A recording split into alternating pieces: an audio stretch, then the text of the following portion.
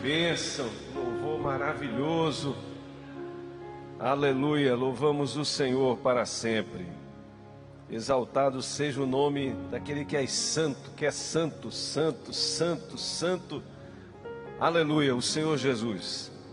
É bom, é muito bom estar aqui nesse lugar, adorando o nome do Senhor, aquele que é santo. Aleluia, glórias a Deus. Queridos, que bênção estarmos juntos nessa manhã. Quero cumprimentá-lo com a paz do Senhor Jesus. É muito bom estar realmente aqui. E nessa lição de número 5, em que hoje temos a oportunidade de refletir, Lucas capítulos 7 e 8, Jesus ressuscita um jovem e uma adolescente. Eu quero convidar você a abrir a sua Bíblia no capítulo 7, segundo escreveu Lucas. Vamos ler do versículo 1 até o versículo 17, fazendo-o de forma responsiva. Eu leio um versículo, os irmãos, o seguinte, e assim vamos até o final. Amém, queridos? Lucas capítulo 7, diz a santa e poderosa palavra de Deus: tendo Jesus concluído todas as suas palavras dirigidas ao povo, entrou em Cafarnaum.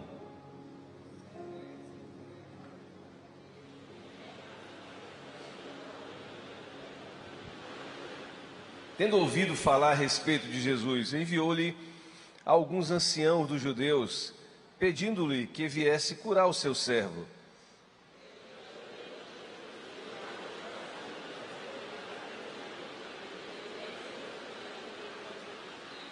Porque é amigo do nosso povo, e ele mesmo nos edificou a sinagoga.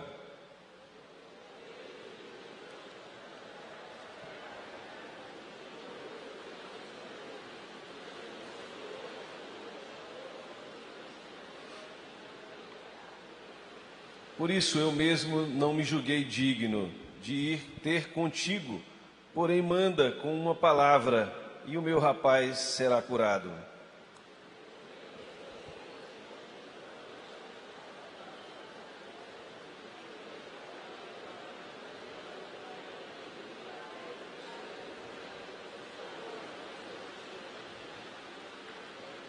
Ouvidas estas palavras, admirou-se Jesus dele.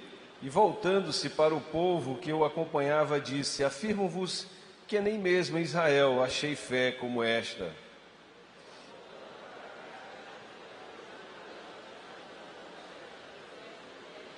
Em dia subsequente, dirigia-se Jesus a uma cidade chamada Naim, e iam com ele os discípulos e numerosa multidão.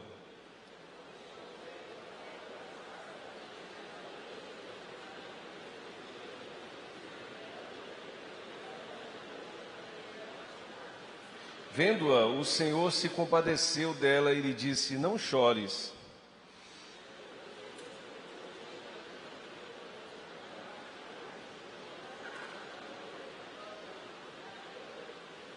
Sentou-se o que estivera morto e passou a falar. Jesus o restituiu à sua mãe.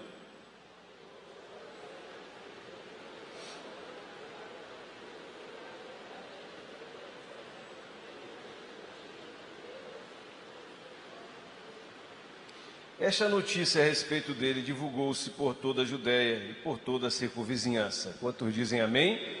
Senhor, nós louvamos o teu nome e agradecemos a ti pela tua palavra. Fala conosco nessa manhã, em o nome de Jesus. Amém e graças a Deus. Podeis sentar, queridos. Vamos refletir nesse texto e em outros referidos nessa lição, o enfoque da nossa lição. Embora nós tenhamos lido também esse texto da cura do servo do centurião, o enfoque da nossa lição, ele se dá no filho da viúva de Naim, em mulheres de fé, que seriam as mulheres que auxiliavam a Cristo, e a ressurreição da filha de Jairo. O enfoque, portanto, sobre esses três acontecimentos. E na introdução se faz menção às ressurreições de Cristo. Cristo realizou o milagre da ressurreição. Existem três registros expressos acerca desses milagres, mas certamente não foram só essas 3 ressurreições. Aqui mesmo no capítulo 7 de Lucas, nós vemos que não foram só essas 3. Você pode, por exemplo, ler Lucas capítulo 7, versículo de número 22, está escrito, quando Jesus mandou falar para os mensageiros de João Batista, Jesus lhes respondeu: ide e anunciar a João o que vistes e ouvistes. Os cegos veem, os coxos andam, os leprosos são purificados, os surdos ouvem, os mortos são ressuscitados. Jesus não ressuscitou apenas esses 3, ou seja, o filho da viúva de Naim, a filha de Jairo e Lázaro. 3 milagres que são bem desenhados, bem delineados na palavra de Deus. Em suma, essa lição mostra, através do milagre da ressurreição, que Cristo realmente é o doador da vida. E Ele, na verdade, quando nós estudamos esses textos, nós entendemos o Senhor profetizando aos nossos corações sobre a ressurreição dos mortos, que será a ressurreição definitiva. Esses 3 casos, os mortos ressuscitaram em um corpo ainda não glorificado e morreram novamente.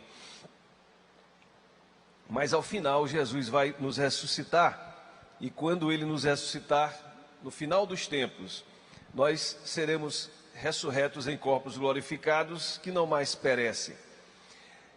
Em suma, essa lição, ao tratar desses milagres, trazem ensinamentos sobre Jesus Cristo, a sua natureza divina, aquilo que Ele fez, aquilo que Ele faz ainda nos dias atuais, conhecermos um pouco mais a respeito dele,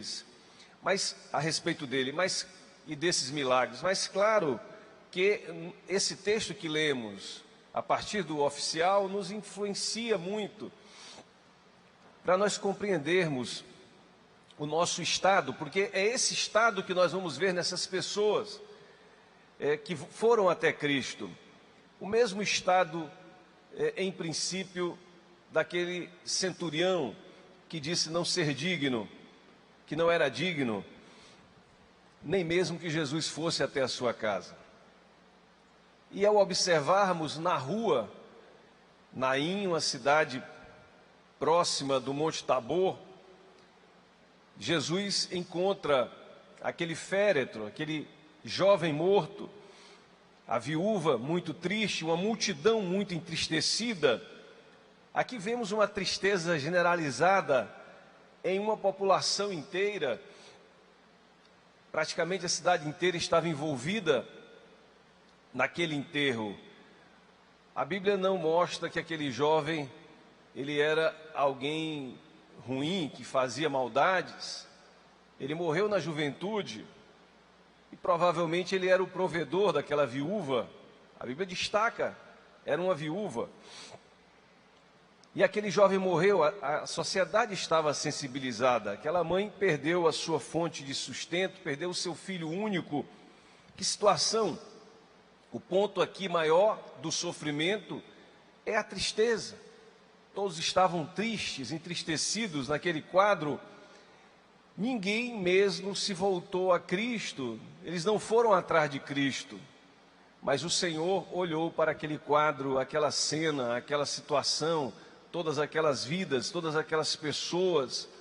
E diz a Bíblia que Ele se compadeceu com aquela viúva e, por certo, também com toda aquela multidão, e realizou aquela obra tremenda, a obra tremenda da ressurreição. Queridos, quando nós observamos essa situação de alguém que nem mesmo pediu a Cristo, nem mesmo se voltou a Cristo, nem mesmo estava buscando a Cristo, nós observamos a misericórdia de Deus. A Bíblia diz que não tem fim essas misericórdias. As misericórdias do Senhor não têm fim e alcançaram essa viúva, essa multidão e toda essa cidade de uma forma muito especial. E aqui, queridos, num quadro de tristeza, o que vemos o Senhor Jesus fazer é restituir aquilo que de principal se havia perdido. Talvez aquela viúva até dissesse: Senhor, por que tu não me levaste? deixava o jovem. No entanto, o jovem havia morrido e o Senhor tinha plano na vida daquela viúva, como nós falamos, nós os crentes, e ela estava viva e a sua tristeza foi aplacada por Cristo através da ressurreição do seu filho, um milagre indizível, grandioso.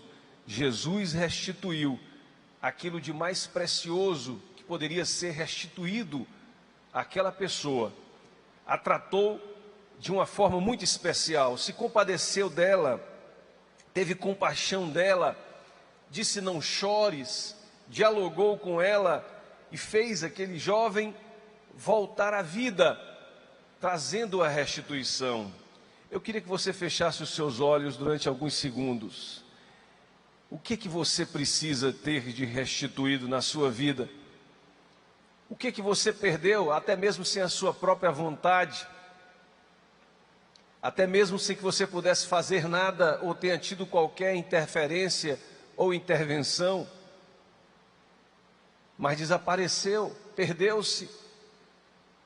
O Senhor tem poder para restituir, e se esse quadro te leva a tristeza e choro, Ele está aqui nessa manhã para realizar o milagre dEle na tua vida, porque Ele é Deus e Ele é o teu Deus.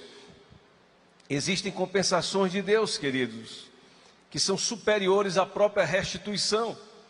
Coisas que o Senhor realiza na nossa vida, que o filho perdido, as situações perdidas, casos que aconteceram e não voltam mais, o Senhor realiza e move os céus e a terra de maneira que nós abrimos a boca para dizer: é a restituição de Deus na minha vida. E nós temos a certeza de que o Senhor olha para a tua vida, o quadro da tua vida nessa manhã, e da mesma forma que Ele falou para a viúva, Ele fala para ti: não chores, não chores. Mas interessante, queridos, esses 2 capítulos de Lucas são poderosos.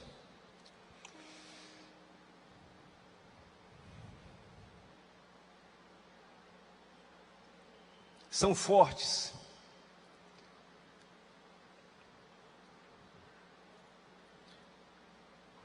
Quando nós entramos nos versículos seguintes, nós vamos ver a mulher pecadora.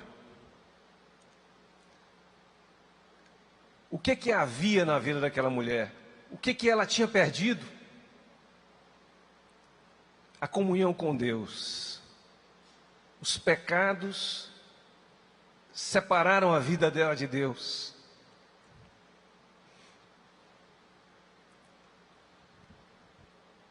Deus estava ali.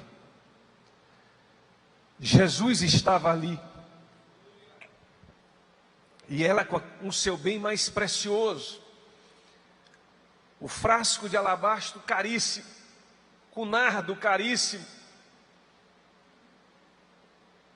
ela procurou a Cristo e foi até os seus pés, e com choro lavou os seus pés, com seus cabelos enxugou os pés de Cristo, beijou os pés de Cristo. Jesus registrou: ela muito amou, ela muito ama. Os seus pecados foram perdoados.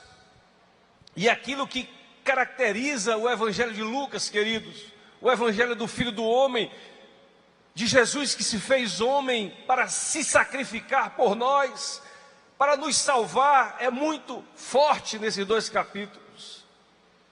Porque a palavra salvação, ela é dita em várias passagens, em vários momentos. Ele veio para buscar e salvar o perdido. E aquela mulher não perdeu essa oportunidade.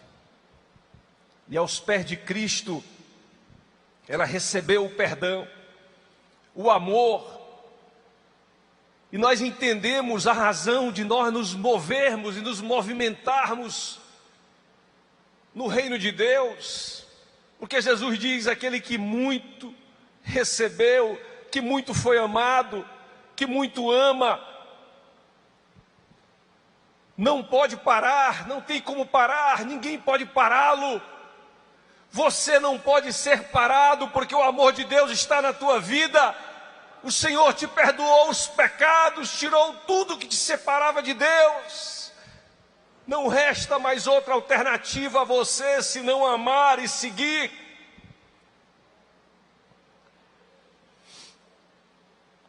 E ali estava um homem que oferecia o jantar e não reconhecia nada daquilo, a soberba de se achar mais e melhor, impedia que ele fosse também beijar os pés de Cristo. Mas quantos aqui gostariam de estar no lugar daquela mulher? Levante a sua mão e diga glória a Deus. Aleluia.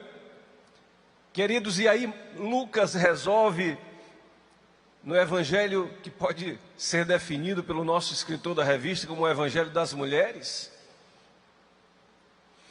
ele pode então falar coisas que os outros não falaram.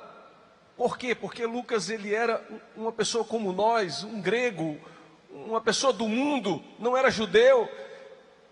O impacto da salvação, de não haver uma soberba de uma religião, e de nada disso, de fazer o homem melhor do que os outros, não, ele não tinha nada disso. E ele então começa a descrever essas mulheres, a viúva de Naim. Aí ele vai revelar que Jesus ia, e por onde ele não ia só com os seus discípulos homens, mas as mulheres também iam juntas. Uma revelação que está só em Lucas. E elas estavam ali, e mulheres inclusive ricas. A mulher do procurador de Herodes estava lá também, seguindo a Cristo. Madalena, Maria Madalena, da qual foram expulsos da sua vida demônios. Os nomes delas estão aqui.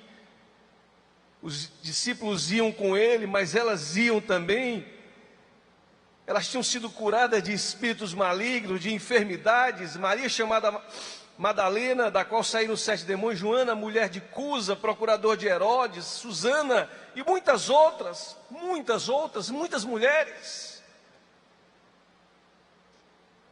as quais lhe prestavam assistência com os seus bens. Elas estavam com Cristo.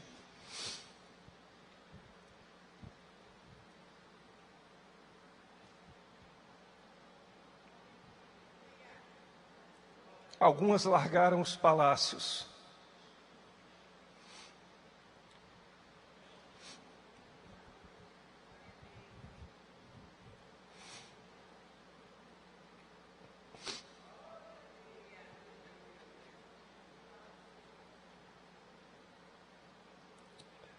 O nosso comentarista diz que elas, de forma sincera e humilde,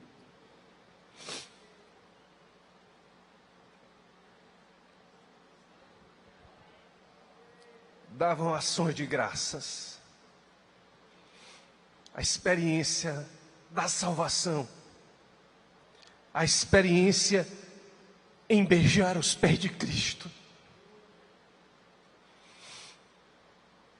em lavar os seus pés,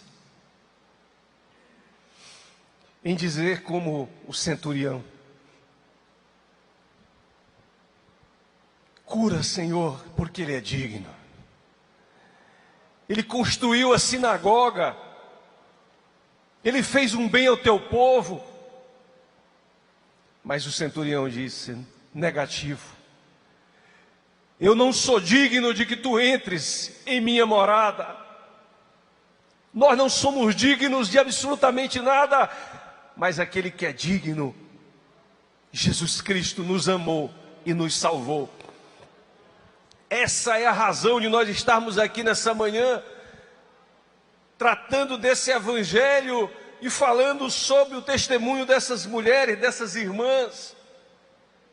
Porque na sequência poderosa, a viúva, essas mulheres que mencionei, a mulher pecadora, as mulheres que mencionei, nós temos a menção da mulher que vai tocar as vestes de Cristo.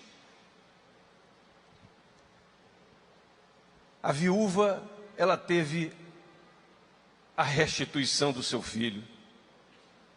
Era um quadro de tristeza.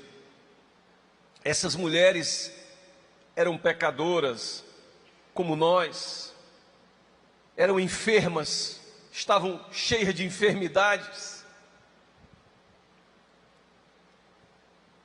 A mulher do fluxo de sangue há 12 anos gastou todos os seus recursos com os médicos.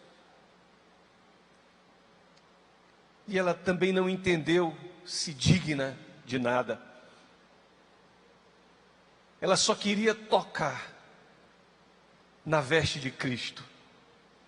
Talvez ela dissesse: eu não posso nem olhar para os seus olhos, eu não sou digna de dirigir-lhe a palavra. E quando ela tocou nas vestes de Cristo, o poder veio sobre a sua vida e ela foi sarada. Queridos, esses testemunhos e essas restaurações, porque aqui é restauração pessoal, são pessoas que são restauradas. O centurião e a viúva tiveram restituições. Agora é pecado, é doença no próprio ser, no próprio corpo. E essas pessoas se dirigiram a Cristo, reconhecendo-se como indignas. Mas aquele que é digno restaurou as suas vidas, restaurou as suas vidas espirituais, restaurou o seu corpo físico, a sua alma, a sua autoestima, a sua vida espiritual, lhes colocou novamente no meio do povo de Deus, lhes deu novamente acesso à casa do Senhor, restaurou a vida dessas pessoas. Elas foram totalmente restauradas, corpo, alma e espírito. Essas mulheres todas que nós estamos mencionando aqui, em uma obra pessoal, no interior do homem, no interior da mulher, de restauração, para receber uma nova vida, ser uma nova criatura. E o forte, queridos, é essa expressão poderosa que nós encontramos aqui nesse texto da mulher do fluxo de sangue, com um acréscimo. Mas vamos ler, está em Lucas 7, versículo 50, aquela mulher que teve os seus pecados perdoados do frasco de alabastro.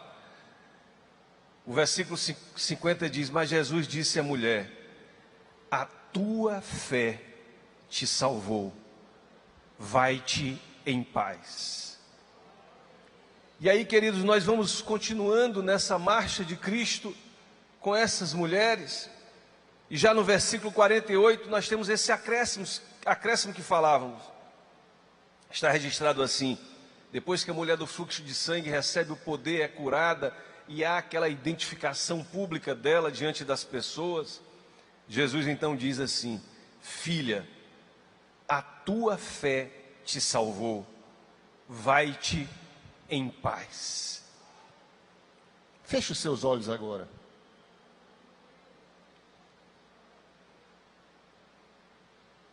O que há na tua vida agora? Agora eu estou falando pessoal, não é o que tu perdeu. O que tu acha que precisa ser restaurado? Tenha fé, creia, acredite. Corpo, alma e espírito aqui na presença de Deus. Você está aqui.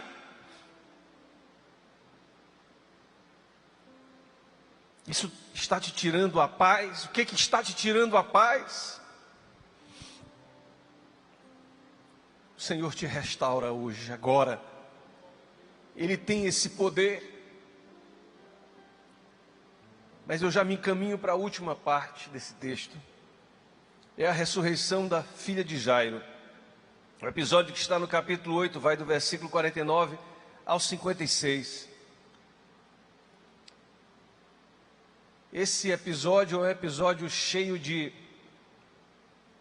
incrementos, de situações diferentes. Por um lado, Jairo se identifica com a viúva de Naim, uma situação que ele nada fez para acontecer.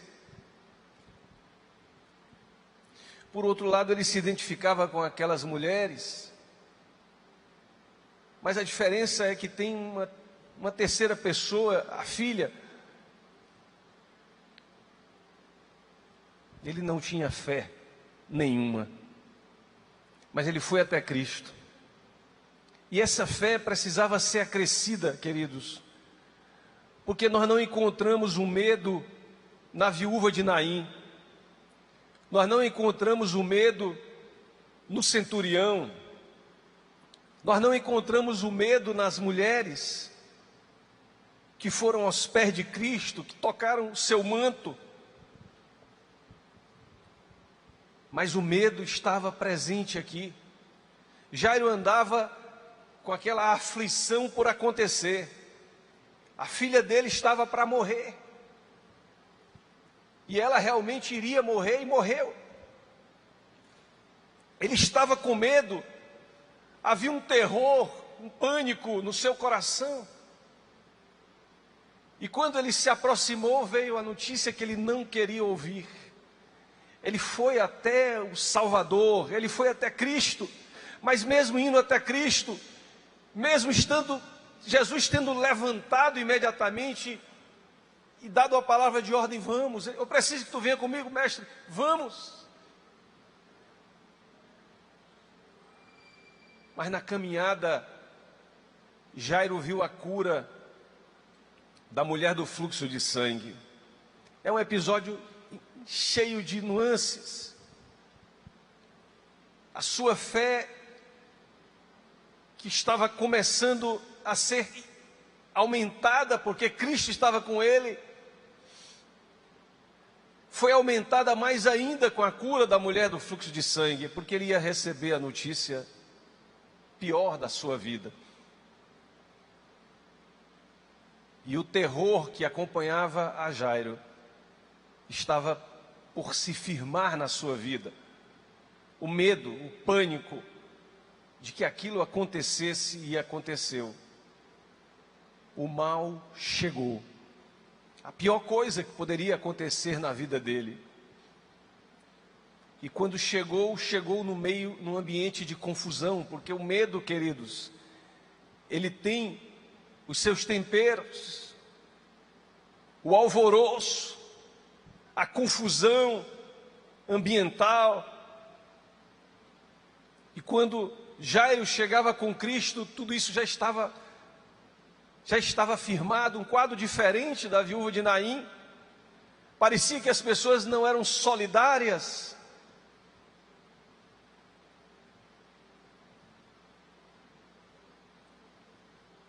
Mas Jesus estava com ele. Quantos dizem glória a Deus? Jesus estava com ele. E aqui, queridos, embora eu tenha dito essa frase, essa frase característica desses dois capítulos, a frase que Jesus disse para Jairo é a frase preferida de Jesus. E a frase preferida de Jesus é: não temas. Foi isso que Jesus disse para Jairo: não tenha medo, não temas, não tenha medo.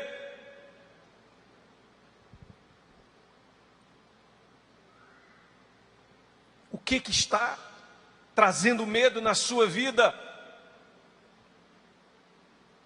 O Senhor tem poder para repreender todo o mal. E nessa manhã, Ele está aqui. Você também está aqui.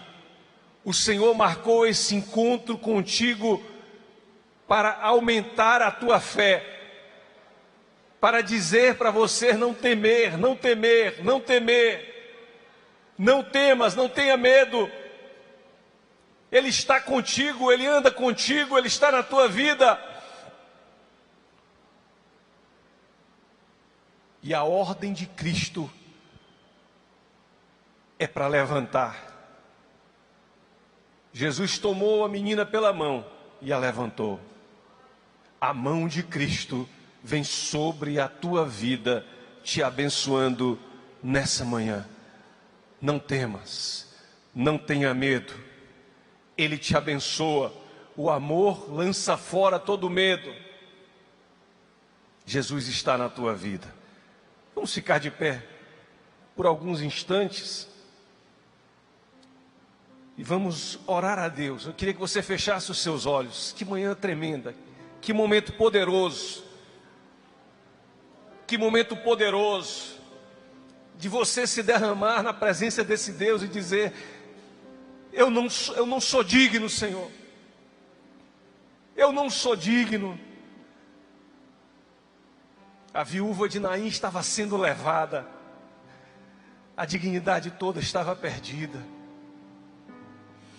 A mulher pecadora, separada de Deus. Que situações, as mais difíceis, mazelas, as perdas totais da vida. Mas Jesus estava lá. Jesus está aqui. Jesus está aqui.